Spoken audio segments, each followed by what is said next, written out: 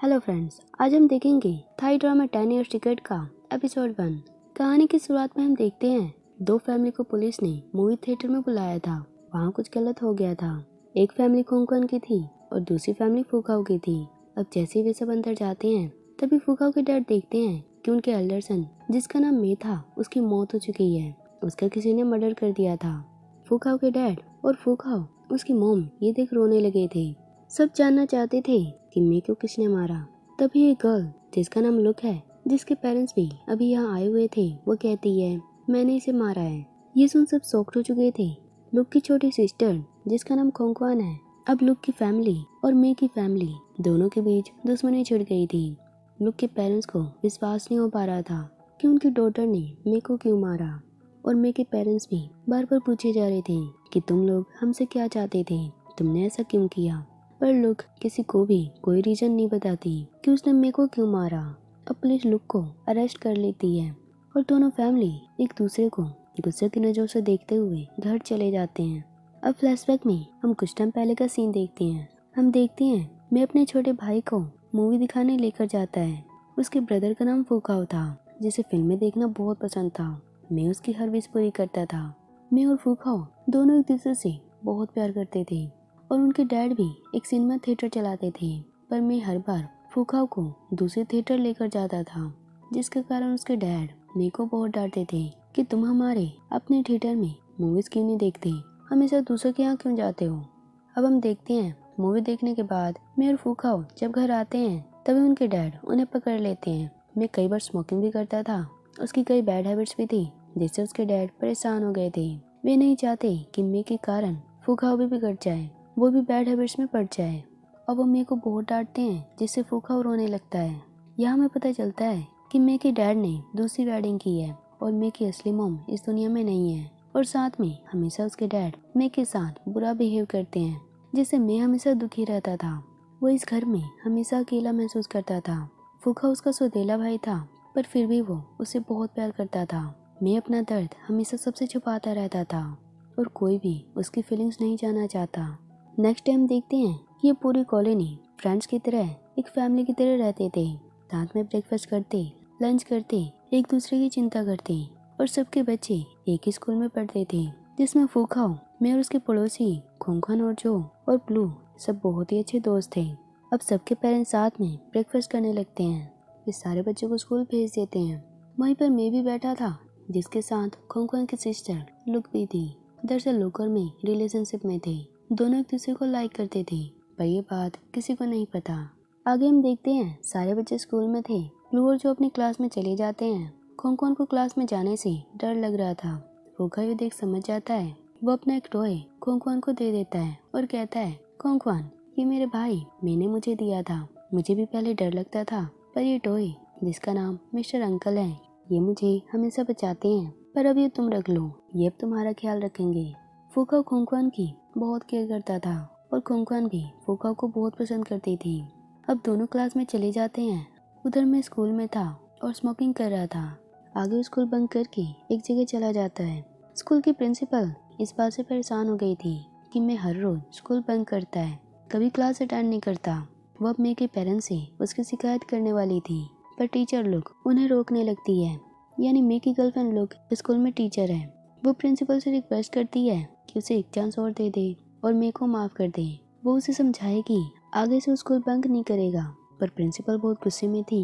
Look हर बार मे को बचाती थी, पर इस बार प्रिंसिपल उसे डांटते हुए कहती है तुम उसे कितना प्रोटेक्ट करोगी। तुम्हारे डैड स्कूल के डायरेक्टर हैं, पर तुम्हारे अंदर कोई क्वालिटीज नहीं है, सिर्फ एक टीचर हो।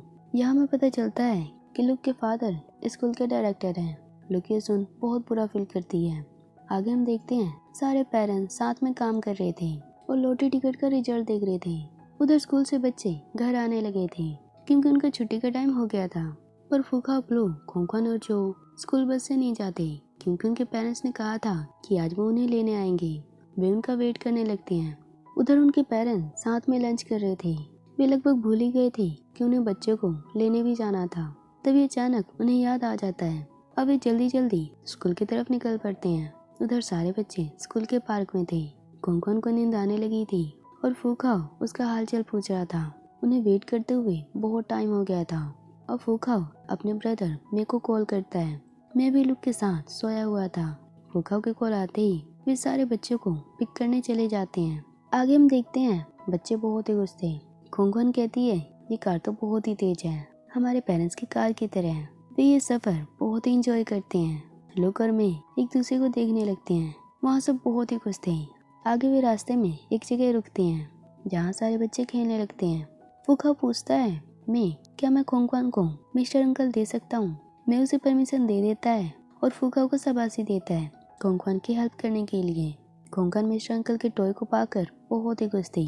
आगे हम देखते हैं मैं और लुक बच्चों को कहते हैं किसी को भी मत बताना कि हम तुम्हें पिक करने आए थे। बच्चे मान जाते हैं क्योंकि बच्चों के पेरेंट्स मैं और उसके फ्रेंड्स को यानी इस कार के ओनर को लाइक नहीं करते क्योंकि ये कुछ गलत काम करते हैं। आगे हम देखते हैं फूखाओ के पेरेंट्स फूखाओ की केयर करते हैं। खोंगन और लुक के पेरेंट्स उनकी केयर करते हैं। लुक के पेरेंट्स उस दुनिया में नहीं थे पर उसके पास उसके ग्रैंड पेरेंट्स थे जो उससे बहुत प्यार करते थे। जो कि मॉम भी नहीं थी पर उसके डैड थे जो उसकी केयर करते थे। सबके पेरेंट्स अपने बच्चों की बहुत फिक्र करते। मैं फूखाओ की बहुत केयर करता था पर वो इन सब के बीच हमेशा अकेला महसूस करता था क्योंकि उसकी खबर पूछने के लिए यहाँ कोई नहीं था। उसके खुद के डैड उससे नफरत करते थे जिससे वो हमेशा दुखी रहता था। आगे हम एक लेडी को देखते हैं जिनका नाम पिन था। वो सबको फिल्म डिलीवर कर रही थी।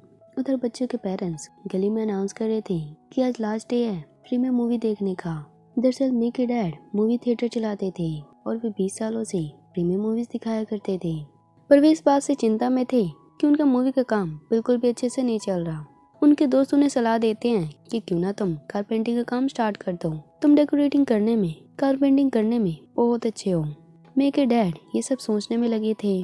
मैं भी ये सारी बातें सुन रहा था पर वो बिल्कुल साइलेंट था। तभी आंट पिन वहाँ आती है जो वहाँ फिल्म डिलीवर करती है। गली गली के लोग आंट पिन को जानते थे। पिन उनके लिए वाइन भी लाई थी। अब वे साथ में ड्रिंक करने लगते हैं। आगे सारी लेडीज भी वहाँ आ जाती है और सब लंच करने लगते हैं। रात को सारे बच्चे सारे पेरेंट्स और मैं लोग साथ में मूवी देख रहे थे। बच्चे बहुत ही एक्साइटेड थे। सबके चेहरे पे स्माइल थी पर मैं अकेला साइड में लेटा हुआ था। उसके चेहरे पे चिंता थी। वो बस लुक को देखे जा रहा था और लुक भी थोड़ी उदास थी क्योंकि वो मैं की परेशानी जानती थी। कुछ देर बाद हम देखते हैं सब अपने घरों में जा चुके थे। चारों ओर शांति छाई हुई थी पर मैं जागा हुआ था। वो कुछ प्लानिंग कर रहा था। वो अब एक बॉक्स में कुछ पैक करता है और बाइक बाहर निकालने लगता है। आगे वो फूखाओ से मिलने जाता है जो भी सोया हुआ था। मैं उसे अपना लॉकेट पहनाता है और कहता है फूखाओ चिंता मत करना, मैं तुम्हें जल्दी लेने आऊँगा, तब तक तुम अपना ख्याल रखना। फूखाओ पूछता है तुम कहाँ जा रहे हो। मैं उसे कुछ भी नहीं बताता और वहाँ से रोते हुए जाने लगता है। फूखाओ उसे जाते हुए देख रहा था। वो समझ नहीं पाता कि मैं अभी क्या कर रहा है और मैं बाइक से एक जगह जा रहा था। वो बहुत ही इमोशनल हो गया था। नेक्स्ट टाइम देखते हैं पुलिस फूखाओ के घर पे आई हुई थी। वो मे के डैड को थिएटर चलने को कहते हैं। ये वही सीन था जो स्टार्टिंग में हमने देखा था कि फूखाओ के पेरेंट्स और कोंगकोन के पेरेंट्स थिएटर में जा रहे थे। पुलिस उन्हें बताती है कि मे का मर्डर हो चुका है और लुक सबको कहती है कि मैंने उसको मारा है। कोंगकोन के पेरेंट्स जो लुक के भी पेरेंट्स थे वे हैरान थे कि हमारी डॉटर किसी को कैसे मार सकती है। और फूखाओ के डैड यानी मे के डैड बहुत ही गुस्से में आ गए थे। पूरी फैमिली फूखाओ सब रोने लगे थे। अब फूखाओ और कोंगकोन की फैमिली के बीच दुश्मनी छिड़ गई थी क्योंकि मे को कोंगकोन की सिस्टर ने मारा है। पुलिस लुक को अरेस्ट कर लेती है। इसी बीच फूखाओ के हाथ से मे का लॉकेट गिर जाता है और कोंगकोन उस लॉकेट को उठा लेती है और अपने पास रख लेती है। अब आगे क्या होगा नेक्स्ट पार्ट में देखेंगे। वीडियो कैसी लगी कमेंट में जरूर बताना।